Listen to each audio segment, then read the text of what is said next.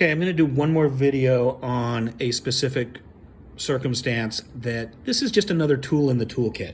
This is not saying that you have to do this every time, but it's an option that I think we should all have and know about.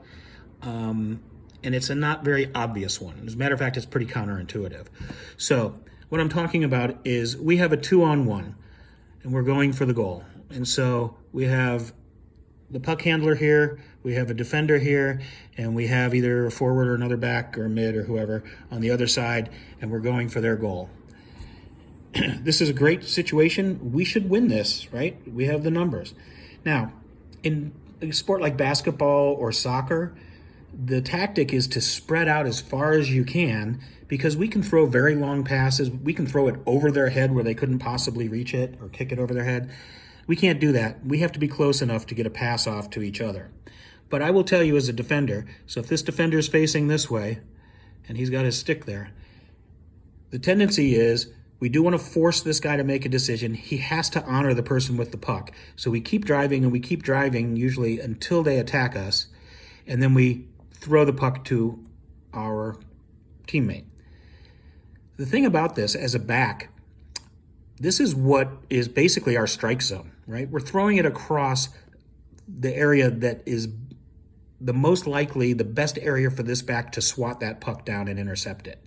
And I've seen it time and time again where we do this. Even somebody with a great pass like Nick can throw a very high pass, but this person knocks it down, takes off, and now these two people are out of the play. And now they have a 6-on-4. And that's a big shift. So I want to just suggest that another option is,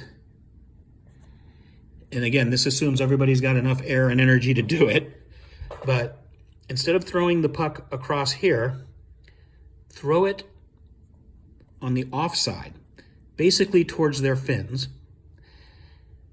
This, usually a right-handed player, but either side doesn't really matter. It's an unexpected place to pass it.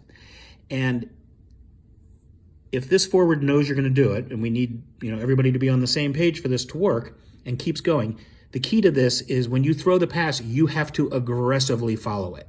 Because what this person is going to do is immediately try to flip over and try to get the puck. So he's going to be now facing this way. We've got it out in front, but he probably has a little bit of a head start. And if he grabs that puck and curls this way, he needs to run into me over here. And if he curls this way, he needs to run into, say, Roby over here. And we've done this, some players are used to doing this. We've had it where the defender actually scores the goal because they just have nowhere to go. They might have the puck, but they have nowhere to turn. Now, one thing that can happen, and the only real way to defend this, is to do what I would call a vertical curl, meaning you're doing a 180-degree turn underneath yourself. For someone, a big guy like me, that's a little bit tough sometimes.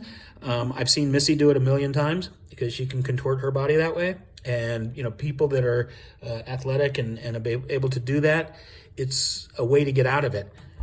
The way to stop that from happening is having a back follow so that they truly have nowhere to turn now. And so this goes into the, it's not a goal until it's a goal. Everybody should be following and helping support this.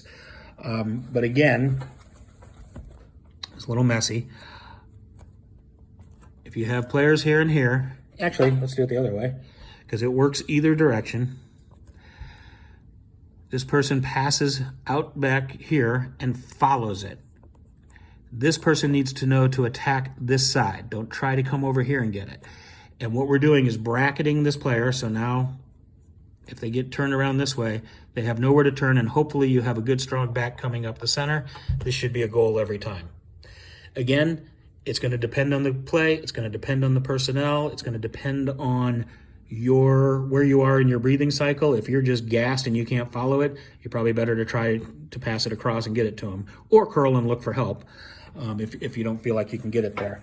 But it's just another tool in the toolbox, another thing to consider, and maybe try it out at the next practice if you get in that situation. See you on the bottom.